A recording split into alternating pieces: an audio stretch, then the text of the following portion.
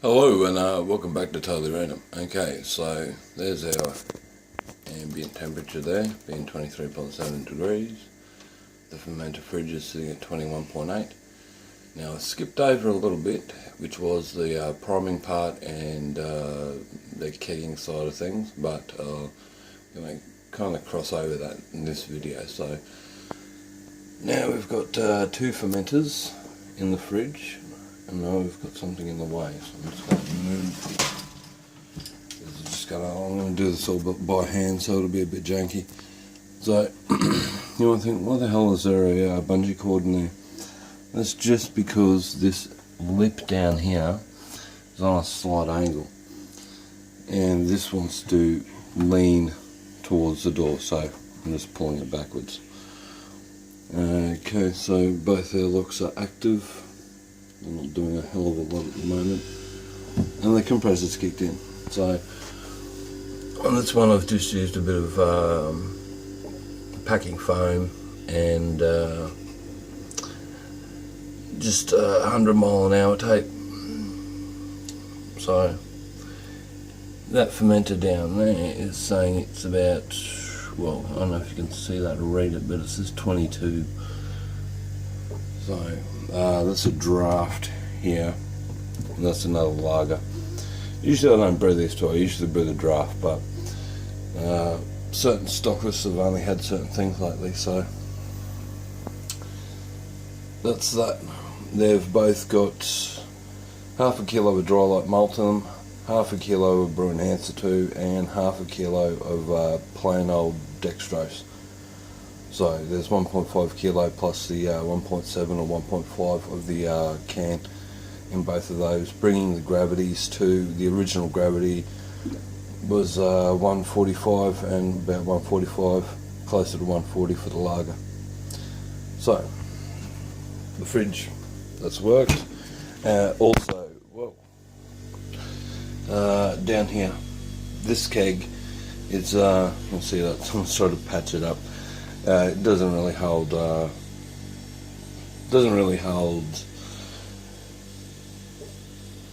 pressure very well. The lid doesn't seat properly, so it's a piece of shit.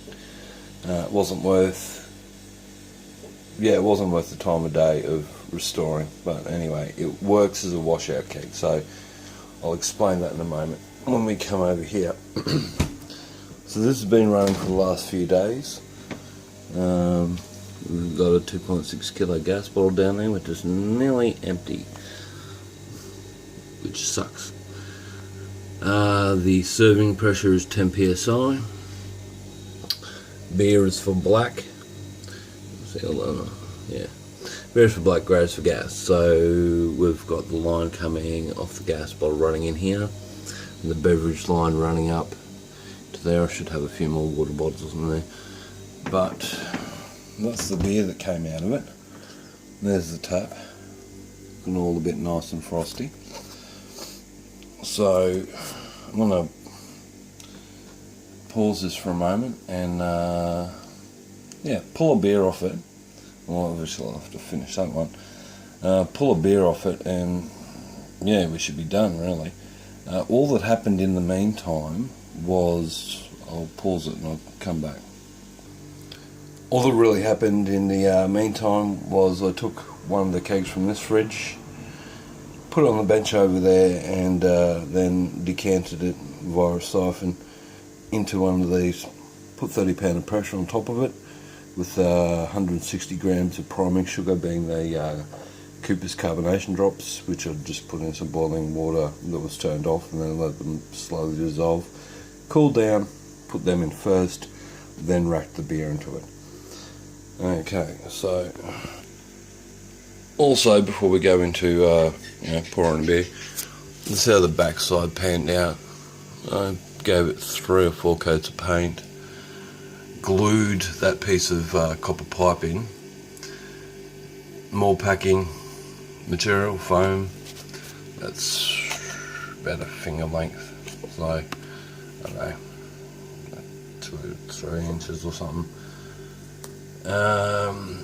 Use these clips, which really work quite well, and yeah, bit of pink plumber's tape, just to be sure. Rightio, so we'll see how this shenanigans turned out. I've got a Australian Hoteliers Association 185 ounce glass, and it's a bit, well, the glass is warm, but the beer's cold.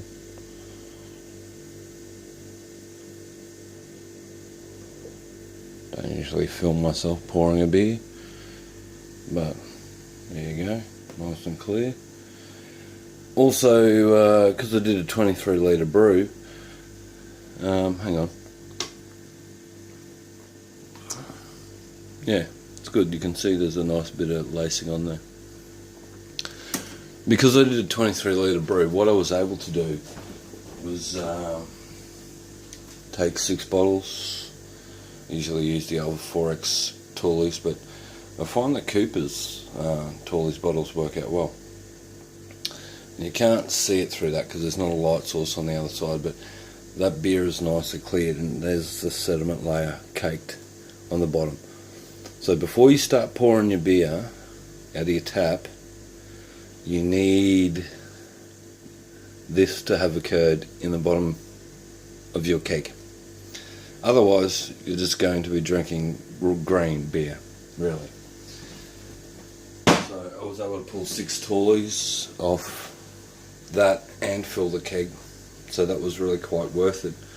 I ended up buying 3 brand new kegs, so that was better than dealing with dodgy old shit, as far as I'm concerned. Pardon me. A bit of star sand here, just for, if you notice it's a bit of an opaque colour, that's because it's been through the keg and I've run it through the line and refilled that bottle once the line was cleared. So every day before I'd have a beer, I would technically use that wash keg to clean those lines, so the black disconnect inside the fridge there would connect that to the blue wash, I'll just call it the blue one because it's a wash keg. So I would connect it to the blue wash keg and then just run it till it ran all the beer out of the line and then started running clear. And then prior to pouring a beer, obviously, and that's what this jug is for here, that and visitors, is to run the beer tap and run the rest of the sanitizer that's left in the line out and wait till some beer comes out, turn it off. Now I've found that it will fill a third to halfway of the jug, so that's something to bear in mind. That's a fair bit of beer to be tipping out, but at the risk of drinking crap, making yourself sick, etc., it's probably worth that bit of gas and that bit of star sand, to do so. So anyway, I hope anyone who's interested in this or keen on it or whatever has gained something from watching this. Pardon me. I think all up I've spent about $600 odd. That includes 3 new kegs. Obviously the stainless, as I said, was made for making picks. That was given to me stainless to glass. The spray bottle was like $2. Tap was free, shank was $26. A piece of copper was just waste, bro. So just an offcut. Just had to cut it. Painting the fridges is probably the most time consuming part. Make sure they run first, obviously. One thing about this fridge here in particular is I'm watching the other one that's sitting at 21.5 exactly at the moment. I can show you that. You might be able to see that. And yeah, rather than a heating element or a hot side, I just have that lamp plugged into it at the moment. Yeah, I'm all crooked. Anyway, this one's going to get an STC 1002, so that'll just be part 10. Just getting it nice and cool. I don't like things that aren't parallel. Anyway, that'll do. Obviously the the towels for just giving it a wipe down and stuff like that, and empty your tray and blah blah blah. It's pretty self-explanatory. Also, do go watch other homebrew video channels, because that's where between home brewers and prior knowledge and stuff like that, that's where I got a lot of my information. But homebrew YouTube people, there's a lot of good stuff out there. So while I missed the primary, I didn't show you the primary part, which is essentially taking a bag of these guys, weighing them out. They're about 2 grams, I think 2 or 3. 2 of them weigh about 6 grams. So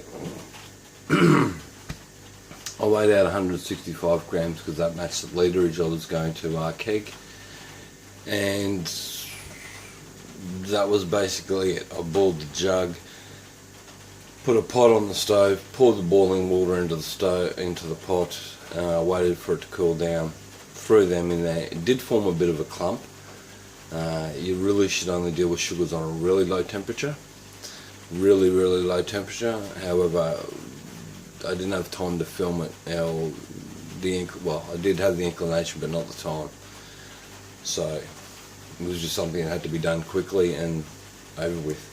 Oh, and something else. If you want to dispense straight from the keg, there's a lot of flow control bullshit and line length and stuff I can get into in other videos if people are interested in this, but I did order a flow control valve. However, I didn't get it. So what I have here is a MLF thread, and that goes onto the tap.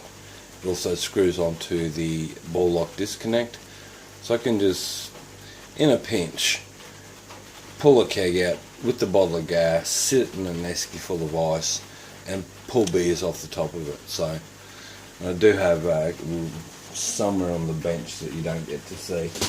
I do have one of those, and just a little wide joiner, so I had to get that. I think it costs $2.65. So obviously that's from a previous home brewer. I haven't even used it yet, but I may only just do one keg at a time in this fridge. So we'll see what happens. I can fit 2, I could fit 3 taps on it, and a small 5 litre keg or something like that in the back. So I just have to work it out so it works out to be the most economical way to do it, because otherwise you're wasting your time home brewing, fighting with this. And while it came into shot, I may as well mention it. I'm looking at 1, 2, 3, 4 brew diaries. So get yourself an exercise pad. When you do a brew, I just stick my stuff to there, and I'm not showing you my messy handwriting, but just take the date, the ingredients, the method used, the yeast pitching temperature, the SG, the OG and the SG, the temperature, the ambient temperature, and I'll pick that up later. Keep a record, because if you want to brew, if you brewed a really nice beer and you're sitting there thinking this isn't too bad, and someone goes, this is some really good shit, you want to know how to make that again. So anyway, I've rambled on long enough. So firstly, so keep a diary so you can just go back and make the thing again. It's really not that hard at all. This thing just wants to fall over at the moment.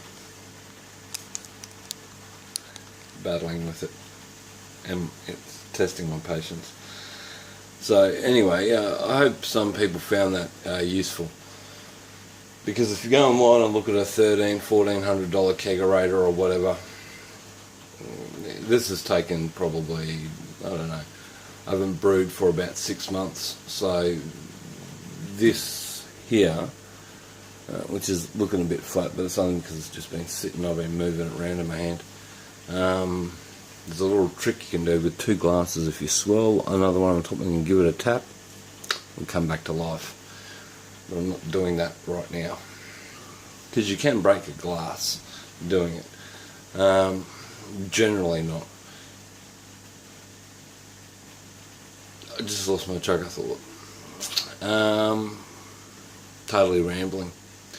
So yeah, that's how you take two old fridges and end up with cold beer coming out of one of them.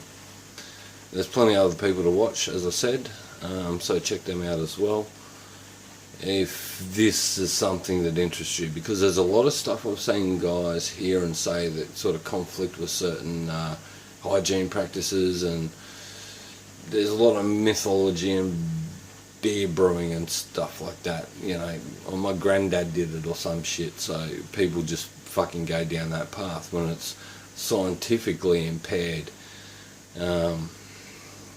So they're just things to bear in mind. Just because your dad or your granddad or your uncle or some fucking person, or your grandma, or even, or whoever, a person of authority that you look up to and see as a respectable figure, just because they said it's the right way to go doesn't mean it's necessarily so. So do your research first, otherwise you'll end up spending money that you don't need to spend. Luckily I haven't done that. Probably the most useful thing that I got was these clamps and this tool here. So that crimps down, as you can see on the back of these connections here. Where are they? There, that's one of them. So they lock up really nice and tight. There's all sorts of plastic fittings that you can buy, but yeah, not really. I've got the beer line measurements worked out, so I've probably got too much beer line in there, hence why there's not a lot of head on the beer. However, I don't like a lot of head on my beer, and neither do a lot of punters. So, you know, if I'm drinking from a 10-ounce glass, you put 2 ounces of head on that, you're only giving me 8 ounces of beer, but I'm paying for 10. So it doesn't mean the beer's not carbonated. I mean, that is really quite clear. You can see my fingers on the other side. It's not cloudy as fuck like some of these beers you see poured in America, where they go, fuck secondary fermentation, you're wasting your time. That's not true, right? What I showed you before in the bottom of that bottle there, that's the product of secondary fermentation. So this bottle was primed with 2 carbonation drops and then capped on the super automatic capper, and it is sat on the bench just doing its thing. So think of your keg as just one big bottle. So you've almost got to be more careful when kegging.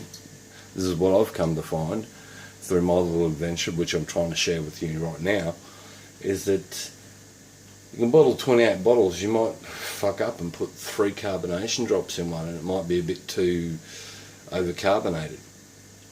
Conversely, you could miss one and it'll still be sitting in a primary kind of state, and it won't be carbonated properly. You make a mistake whilst kegging, you've ruined the whole batch instead of just maybe a beer or two. So, and one thing I like to do while having a brew session is to have a brew. So,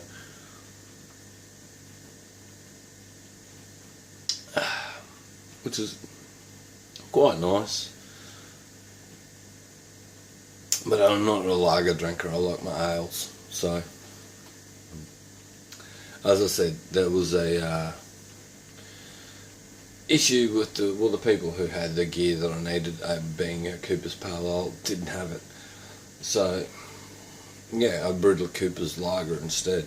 So we've got a lager and a draft in there, and I suppose, just to be fair, when to compare it to this, when that's done, I'll make a video of that. It won't be as long as this. But I just thought I'd wind that up, because I missed this will be part 9, so this will be the end, I suppose. But I'll just call it part 9, leave it at that. If any of you guys are interested in doing this, and I'm not just talking about people into lock sport, drop a comment, whatever. Yeah, how it works, so do I. So, yeah. That's about it, really.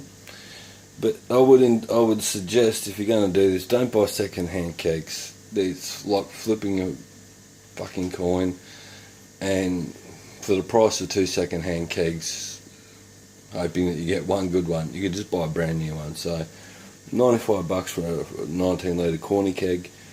That's the route I've chosen to go down, plus a few other bits and pieces. Yeah, you could just hack it up, design it to your own liking. You know, a piece of stainless steel looks trick, I reckon, but it was on like 12 or 16 bucks on eBay about 5 years ago. It was sitting around doing nothing but collecting dust. Now it serves a purpose. So same with the L brackets that I use, and the piece of wood was actually part of a pallet. So yeah, some shit to me is laughable. What it does need is an XT C1000, just so I can get it down to 2 degrees, so it's a nice pouring temp. Anyway, I'm going to leave that at that. I'm going to say happy brewing, happy picking, thanks for watching, and more good things to everyone who's just doing their thing out there, you know, whether it be picking videos or whatever. Hope you guys are having fun. Cheers.